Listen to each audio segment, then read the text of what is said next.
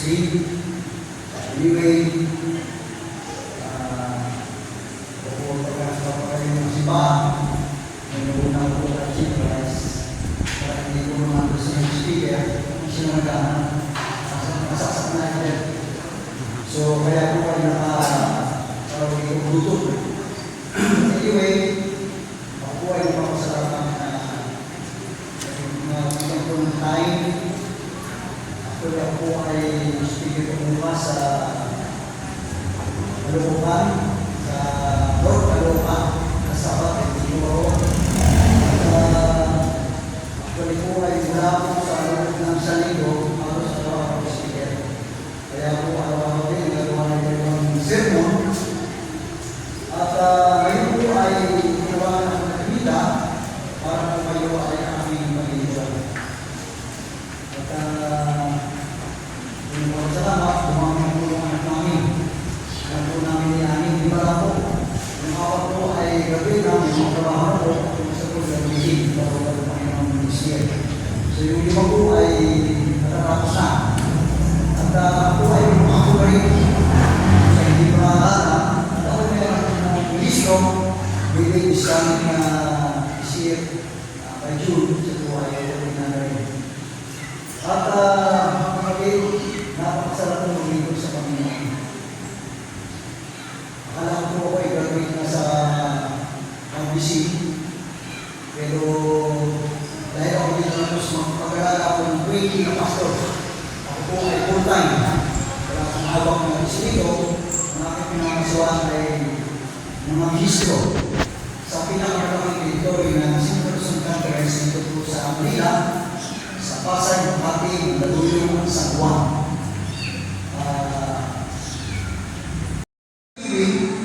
Ay mula sa puso ng ating Panginoon.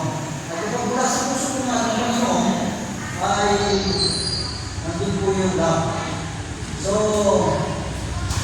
pag siya pinili po, at saka yung gift, kalimitan na natin yung goods, o di kaya yung money. Money. Pero, pag pinag-aralan po natin ng Bible, ay ang giving is about Jesus Christ. No? Kaya ang ating parata ngayong gabi ay ito po yung famous verse na ating memorial mula po tayo memorize na po natin yan. Anong version? John 3:16. Ha? John 3:16. John 3:16. Tama po kayo, mga kapatid.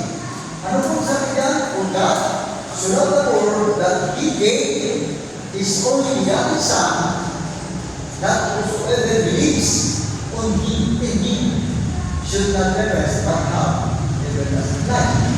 Yan po ay memoriado mga kahit mga bata na ito po ay hindi lang dapat na-memorize natin. Kundi ito po ay ginagawa natin at sinusunod natin at sinasakabuhayan po natin. Kaya, ako din ba kung tayo tuloy, ako ay binabati ng isabat ng ating pusa. Tayo po naman namin, kapag mahabagin po namin Diyos. So, kung i-vibration po sila walang sa inyong simbahan, sila po ay nangungupahan.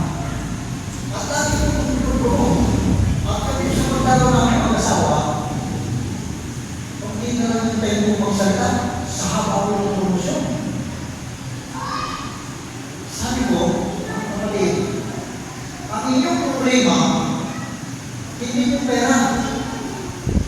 Ang kailangan natin natin, si Kristo ay nasa puso natin, kaya namin ibigay kung ano meron tayo. Bakit po? Sino may masarili bahay dito? Sa kamay. May masarili bahay tayo, may masarili kumang tayo. Di po mga kapatid. May pag-aaral tayo, kaya natin bumili ng lote, kaya dyan po mga kaya, basta di gusto ko may pera pa, kaya bumili ng, pero bakit wala tayo? Bakit wala tayo ng simbahan? Ay pumasok sa puso, minuman.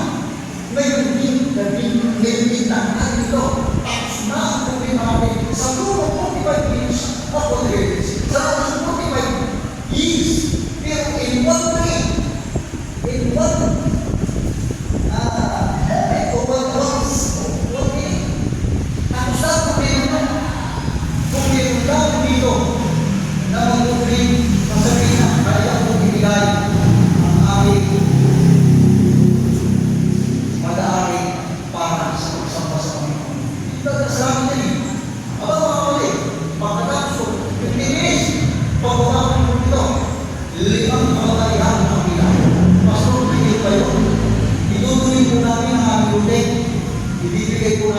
isip. Itutuloy niya, kaya tuloy. At yung bahay po namin, nagdala ng mga doon lang po papatayo ang simbahan. Aba, papatayo ng simbahan ng simbahan. Ituloy. Alam mo mga kapatid, panahala na yan. Nung nakulit siya, ang pera nila kayo 6 million. Then, ang papatayo po nila yung templo na gusali. At sisimulan na lang, 6 million. Kaya tayo po, kahit 1 million po yung pundasyon sa kapatid, tayo po. Pinatayo na, patayo siya ng bahay na. Alam po bakit yun? Nabalikan ko after 4 months. Ako po ito doon sa kanila. Iba na mga simbahan. Walang pakalit sa misyon, walang pakalit sa kapatiran.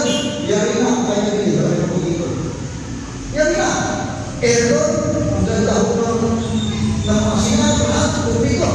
Kahit na dito lahat, sabi ko wala akong hindi sa mga kalit. Iloy-usang ibinibigay ko. Why?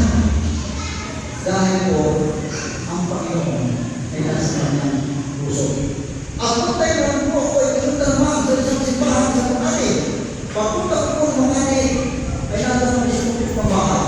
Yung bahay ko ay hindi kaya yung templo nila, yung pag may bukulang na binangkulang. Sino mayari ito? Ang mayari ko noon, mga kapatid, ay isang milyonaryan. Mga building sa Makati. Siya'y nasa Japan. Milyonaryan ng asawa niya. Wala na! Imagine mo lang kasipahan. Nato kasi kung pinahitira ka lang. Yung isang kapatid natin, wala na. Milyonaryan ang dating building. Nakita nyo na dito, kung nasa si Kristo, aba, magkakaroon yung bilhin ang simbahan. Ginawa ko yung mayari. Kapatid, yan na ba? Sana ako, wala ka eh. Saan ka talaga ng pera mo? Diba? Saan ka talaga ng pera mo? Pwede bang magbibigay sa Panginoon? Asa, pwede ko ba yung magpapatayo ko ng nabigay ng kasama simbahan? Pwede. Kaya patayo ka dito. Doon sa akin, hindi ko tayo. Kapatid, sabi ko sa inyo. Tumawag sa akin ang may uuwi. At ako'y nagpatayo ng 4 stories na building at ang iba ko ay patatayo ako ng simbahan. Ayun, tayo ng simbahan. May simbahan. Walang binilang kapatid, isip ko. Sa lote, sa puntahan ko, 28,000 pesos per week. Ibigay ka. Bakit ko? Sino mo yung tanong sa ito? Bakit ko yung pong tawag ng space division kasi sa Manila, space division. So, pinapakita ko dito na kapag si Kristo na sa ating buhay, mga kapatid lahat na babigay natin. Kaya natin ibigay sa kanila. Kung ang ako bibigay na ating buhay, buhay mo binigay niya, hindi mo mamatay ng bakit, kundi yung ating sarili. How about you in me, mga kapatid? Ang mission ay ang mission ito ay mission ng bumatin. Kaya, ang sabi doon, i-praise natin lamang ang ating itong response sa Panginoon.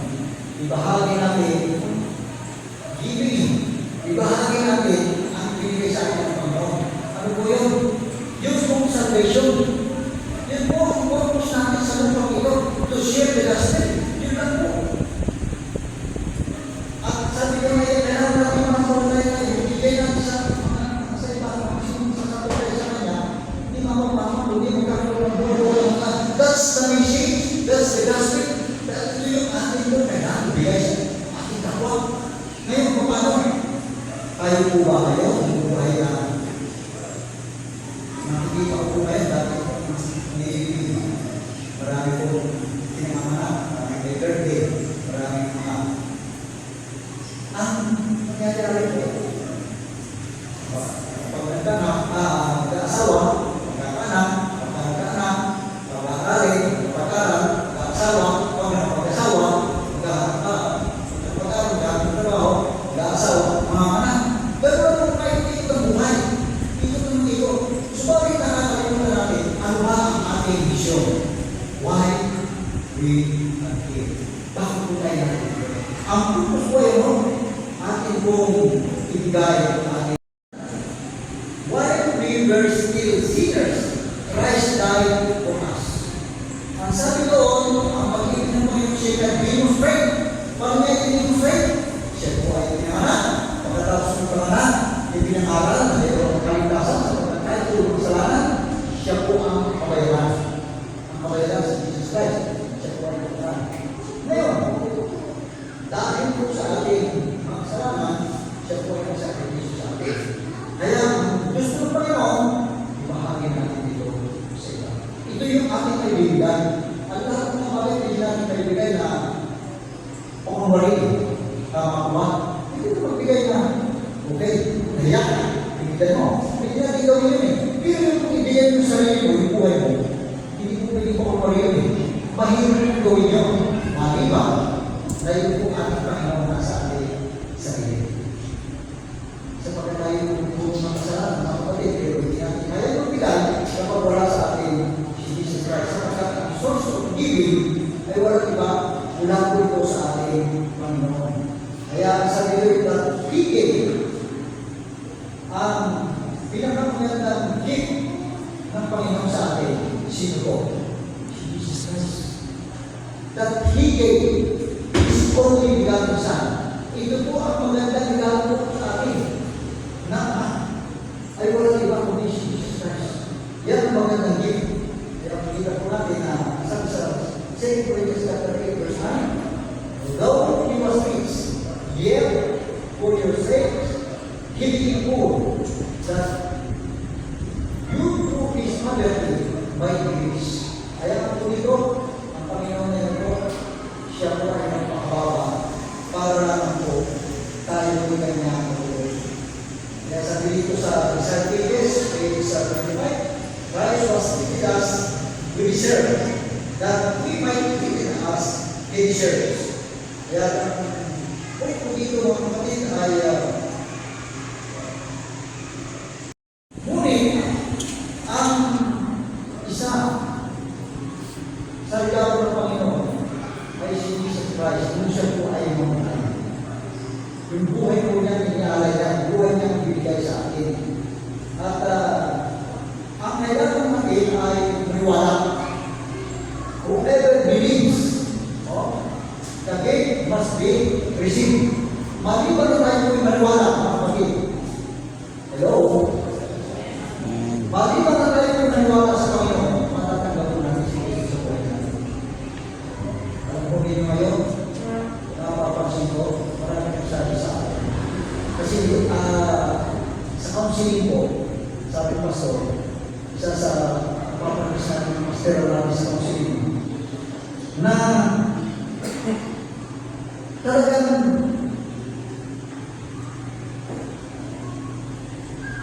marami nagsasabi ng pastor, bakit ba ngayon ako'y hindi ka tulad dati?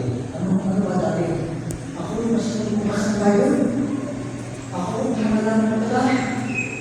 At saka ako ko'y pagbabasa ng Bible. Ayaw kong tigilan. Bababasa ko yan. Ako ko'y nakapanalangin ng magdama. Walang ulo. Hindi ako magdama ko yan. Magdama ko ng mga iba-iba ako sa ko. Sabi ko si Kuyatin. Nakaluhod ako yan. Iba-iba ang aking pinapanalangin magdama.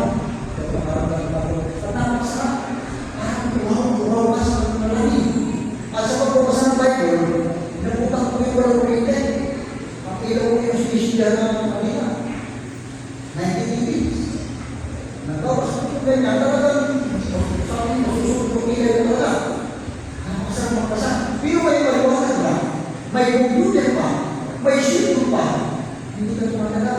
Awan mo po kayo. Kung kayo magpasa sa kamay, kung tumatagal, nagtatulog magpasalamat ng Biblia. Wala siguro, no? Dahil ngayon po, Panginoon yan, pinapasok tayo sa taas para hindi po natin kilalanin si Jesus.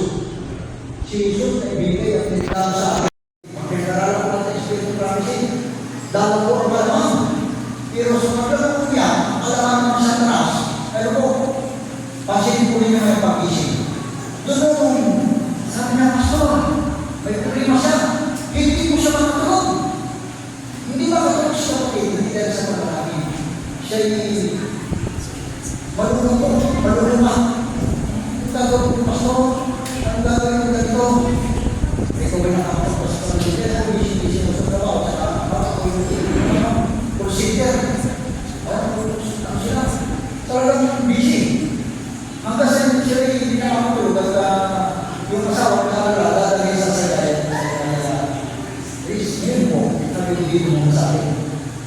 hiramin natin.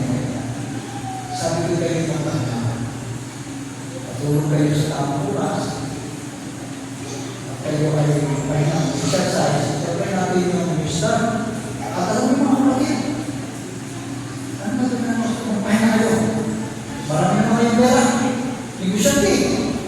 May sarili silang pagkurin namin yung mga bakit sa kami mga Thailand, mga bansa. Bakit sa kami ang produkto? Yun po naka-internet o online na yun. Kung tapos libre po siya. Sabi ko kayo magpapasa ng ganun. So, hindi naman eh. Magpapasa. Pag nagbasa na, meron na kami mo ako. Hindi ako nandalang hospital ko magbasa. Bakit magandang araw ko hindi ganyan? Bakit po? Pagkakas ng computer. Sa pagkukulay. Pagka ang tao ko, sa ngayon gusto mag-aaral, scientific study po ito. Magpinaralan ko natin spiritual promising. Dapat po ang malamang. Pero sa maglalang po yan, alaman naman sa taas. Pero po, pansinin po ninyo may pag-isip. Doon sabi niya, Pastor, may problema siya. Hindi mo siya makatulog. Hindi makatulog siya kapatid. Hindi dahil sa paglalaki. Siya'y malulunga. Ang gagawin ko, Pastor. Ang gagawin ko ganito. Ikaw ba nakapag Pastor? Hindi na busy mo sa trabaho. Saka procedure. Ang sila. Talagang busy. Hanggang sa siya'y hindi na makatulog at yung asawa na dadalhin sa sagay. Please, ngayon po, nabibigay mo sa akin. Siyempre, ibiramin natin. Sabi ko kayo ng tanda, patulog kayo sa tamang oras. At kayo ay pahinang exercise. Siyempre natin yung wisdom. At alam mo mga kapatid, ano na ito na mas pahinang kayo? Marami naman yung pera. Negosyante. May sarili silang pagkurin namin yung mga bakit sa kami mga Thailand, mga bansa. Bakit sa kami ang produkto? Yun po naka-internet o online na yun. Kung tapos libre po siya. Sabi ko kayo magpapasa ng ganun. So, hindi na eh. Magpapasa. Pag nagbasa na, meron na kami mo ako. Hindi ako nandalang hospital ko magbasa. Bakit magandang araw ko hindi ganyan? Bakit po? Pagkakas ng computer. Sa pagkukulay. Pagka ang tao ko, sa ngayon gusto mag-aaral, scientific study po ito.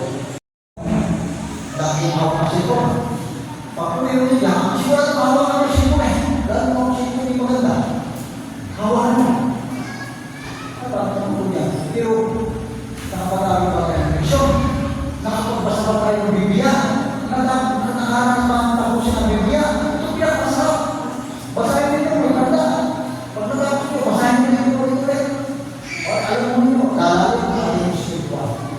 Dahil sa yung pagbibigay ng Panginoon sa atin. At magagawa natin mabigay, ibigay ang mensahe ng Panginoon. Paano tayo magbibigay ng mensahe ng Panginoon kung tayo mismo ay kulang, hindi po tayo makaisip. Paano natin makaisip si Jesus Christ? Ay daw. Sa pumagitan ng kanyang salita. Kaya mga kapatid, ngayon kung babang tao, ang gusto ko naman ibigay natin sa Panginoon, ibigay natin ang aming sarili sa Kanya. Paano natin ibigay? Pagbasa tayo ng Biblia, ang panahon natin ay sige first na kingdom of God. At kahit kung tayo nagkaroon, para pa rin sa Kanya. Para pa rin sa Kanya. Kaya mga kapatid, sa totoo lang po,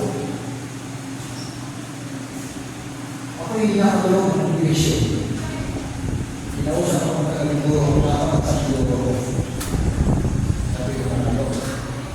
Nag-eleksyon sa CPA, sabi niyo mga ba? Pero kailangan natin mga pangkalan. Paano ba tayo mananampalataya kay Jesus? Ay hindi tayo magbasan ng Bible. Ay hindi tayo, alam mo ninyo, ang magulang ko, sana mahinyagan sila ko ang pangkalan. Bakit po? Katulad sa natutuloy ko, ang nanay ko. Pero kung sabi tinuturo niya, yung mga balik na doktrina, pero nakikita niya yung buhay.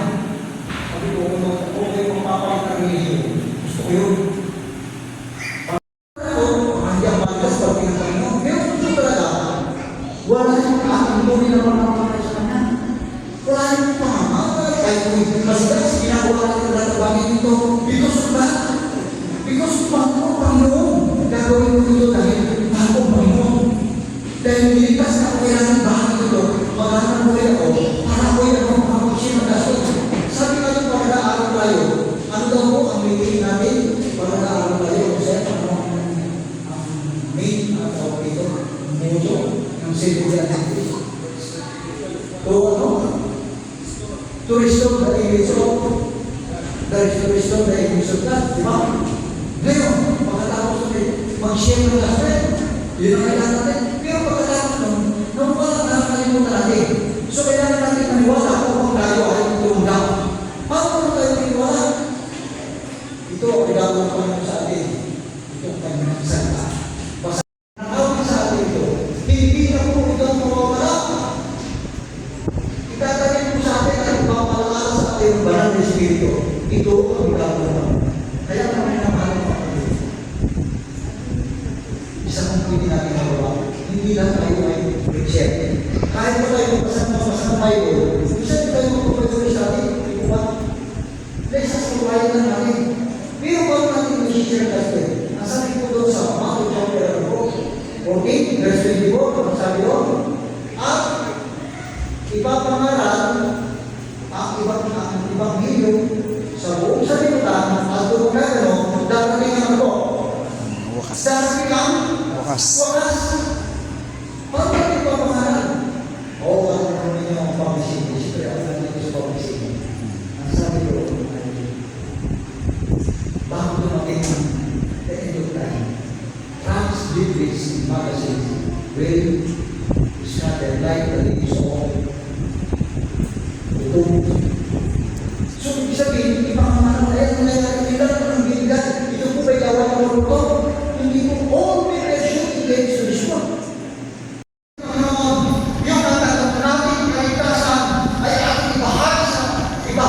Kung hindi man tayo makapagis, hindi man tayo makagawa ng maraming balusyari, makapagdala, mag-isip pananalangin, yung ating mga puting mga kini, yung ating mga gawa. Pero, isa sa akin ang mga matibigay ng mga ay ang umahagi ng mga kawasahin.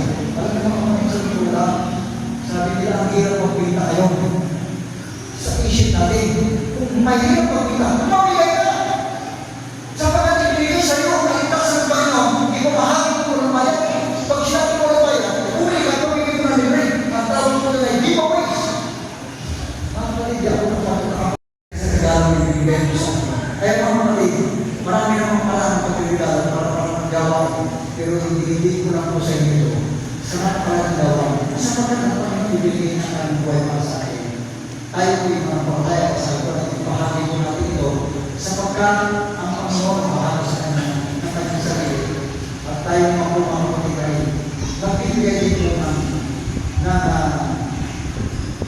ating ginagawa. Sabi dito, mga kapatid, sa Acts 20:35, it is more blessed to give